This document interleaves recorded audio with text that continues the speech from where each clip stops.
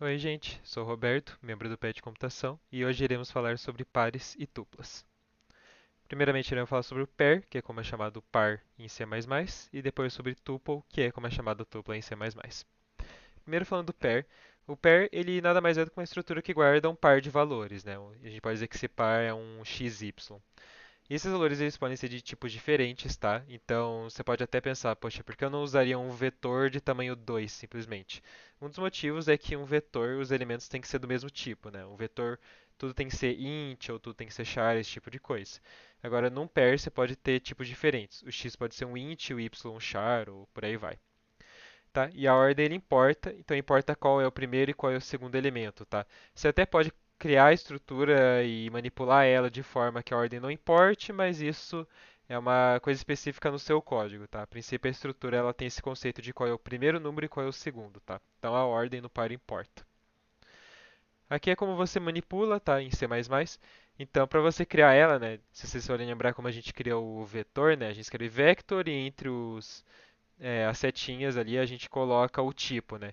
Aqui como é um pair, a gente vai passar dois tipos, o tipo do primeiro item e o tipo do segundo item, e declaro o nome que você está dando para a variável. Então aqui eu simplesmente declarei uma variável, né, um par, que vai guardar um caractere ASCII e o seu valor ASCII, só para dar um exemplo aqui, né? Então ele vai guardar um char e vai guardar um int. Para inicializar os valores, tem várias formas, eu mostrei duas aqui. Primeira é você acessando o primeiro e o segundo elemento, né? Então você pega a sua variável, ponto .first, e daí você pega o primeiro elemento. Isso pode ser tanto acessar para você botar tipo dentro de um cout, dentro de uma equação, quanto você fazer atribuições, tá? Então aqui ele está pegando o caractere A maiúsculo, aqui o second está pegando o número dele, que é 65 na tabela ASCII. O outro jeito é você usar essa função makePair aqui, que você vai dar dois números, né? E ele vai pegar aqui o primeiro número e o segundo número. Então, bem simples esse jeito que você inicializa, que você manipula a estrutura e tudo mais. Uma coisa que é bem importante de pair, e é o motivo da gente usar ela na maratona, é o jeito que a gente faz a comparação. Aqui eu botei o algoritmozinho dela, mas é bem simples na verdade. Ele tenta primeiro comparar o primeiro elemento, né? Então se você está comparando um par x e y, dois pares, né? Você tem o par x e o par y. Você primeiro tenta comparar o primeiro elemento deles. Se for diferente, né? Então você faz a comparação ali neles, né? Então se o primeiro elemento do x é maior que o primeiro elemento do segundo, desculpa, se o primeiro elemento do x é maior que o primeiro elemento do y, então é porque x é maior que y, né? E o caso contrário também é verdade, né? Agora, se for igual, né, se o primeiro elemento dos dois for iguais, então ele age como um desempate, né? O segundo elemento vai desempatar, então ele vai considerar o segundo, tá? Tem várias aplicações na maratona, mas um exemplo bem óbvio é o próprio ranking da maratona, né? O jeito que o ranking da maratona funciona é que primeiro você vai ver o número de questões que foram acertadas, né? Se uma equipe acertou mais questões que a outra, então essa equipe está na frente.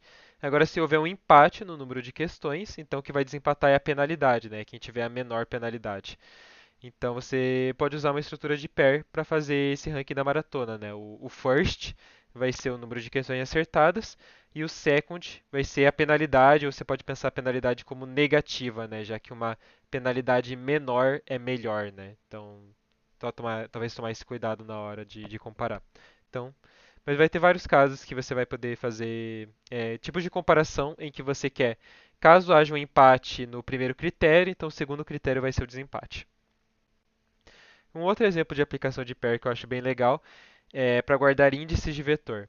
Então, imagina que você tem um problema que você quer encontrar o segundo maior valor, né? Ou mais especificamente, você quer encontrar a posição do segundo maior valor de um vetor. Bom, como você pode encontrar o segundo maior? Um jeito bem simples é você ordenar o vetor, né? Se você ordenar de forma crescente, ele vai ficar do menor para o maior valor.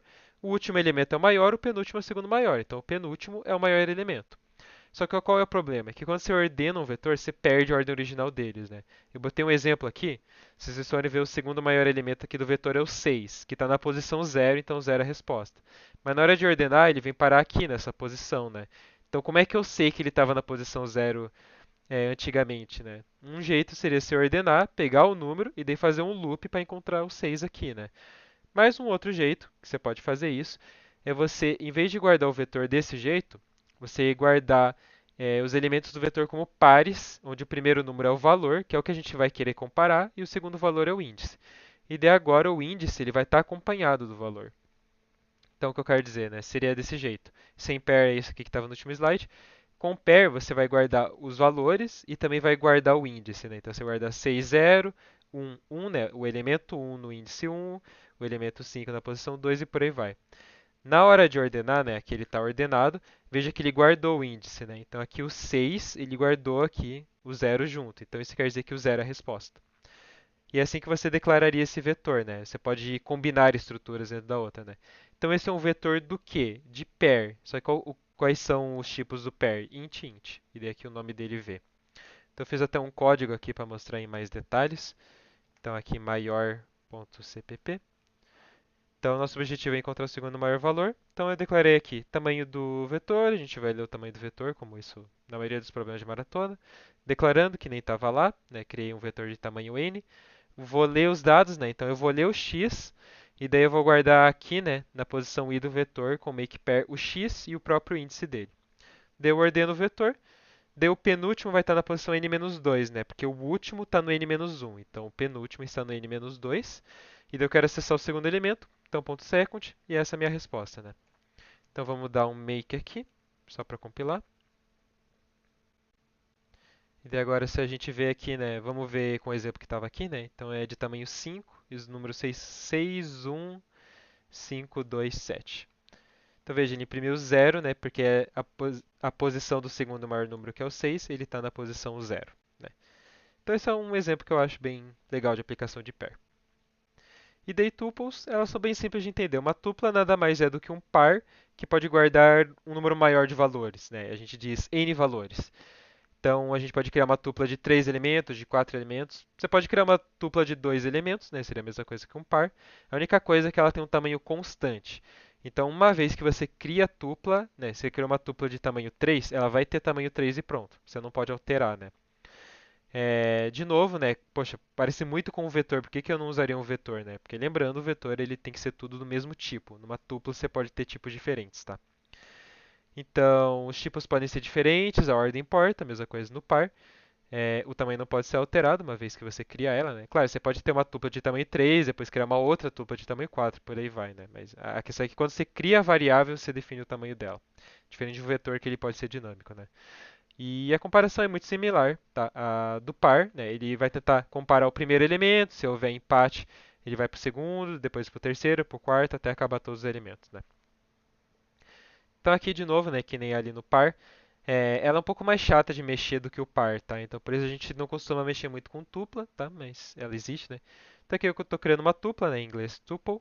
Aqui eu vou colocar os tipos, né? Eu quero uma tupla de tamanho 3, então eu vou dar 3 tipos para ela. O primeiro tipo vai ser uma string, o segundo vai ser um int, o terceiro vai ser um float. Eu estou criando aqui uma pessoa que vai ter um nome, uma idade e um tamanho, né? Daí como também é época de maratona, botei aqui uma ginasta, né? Então aqui, veja que é bem mais complicado que o par, né? Não é só ponto .first, ponto .second, ponto .third, não é tão simples. Você tem que escrever assim, get entre as setinhas. A posição, né? Então, o primeiro elemento é a posição 0, 1, 2. Entre parênteses, o nome da variável, igual a atribuição, né? O valor. Então, aqui o primeiro é uma string, daí uma idade, né? Um int, e um float representando a altura. E o outro jeito é você usar o make tuple, né, bem parecido com pair, make tuple, e daí você passa aqui, né, os valores, como aqui é uma tuple de tamanho 3, eu estou passando 3 valores, senão eu passaria mais e tal, né. E claro, se você quisesse botar isso numa equação, num cout, né, você usa com esse get aqui, né, mesma coisa. Inclusive agora que eu percebi que aqui está escrito as, que era para ser pessoa, tá, me perdoem. Então, um exemplo aqui de aplicação de tuple, né? De novo, estamos em época de Olimpíada, quando eu estou gravando esse vídeo, né? Então, um bom exemplo aqui é o ranking dos times nas Olimpíadas, né? O jeito que o ranking funciona é o time que tem mais medalhas de ouro é priorizado, caso tenha o mesmo número de medalhas de ouro, olha a medalha de prata e depois a de bronze, né? Então, esse aqui é o ranking das Olimpíadas de 2024, no momento que eu estou gravando esse vídeo. Então veja aqui, né? A China está em primeiro por quê? Porque ela tem o maior número de medalhas de ouro, né? Ela não é que tem o maior número de medalhas totais, né? Que é essa última coluna, mas ela tem o maior número de medalhas de ouro, por isso ela está aqui. Agora, se for ver, por exemplo, aqui, ó, sexto e sétimo Grã-Bretanha e Japão, eles estão empatando no número de medalhas de ouro, então a gente vai olhar medalhas de prata. Como é diferente, aquele que tem maior medalha de prata fica na frente, né? Então nada mais é do que uma dupla de tamanho 3, né? O primeiro representa o número de medalhas de ouro, o segundo de prata e o terceiro de bronze, né? Aqui um exemplo, ó, 13º e 14º, Hungria e Romênia, eles empatam nas de ouro, empatam na de prata, então o desempate é na de bronze, né? E daí, claro, se os três valores serem iguais, daí a gente tem um empate perfeito, né? Os dois times estão perfeitamente iguais, daí eles ficam com a mesma posição e tal, né? Esse tipo de coisa. Então esse seria um exemplo de aplicação de tupla. Você pode ter ali um problema de maratona em que de fato eles vão te dar número de medalhas de ouro, prata e bronze de múltiplos times. Você tem que falar qual que é o time que está em primeiro, esse tipo de coisa. Então, assim seria um jeito de fazer. Por hoje era isso, gente. Muito obrigado.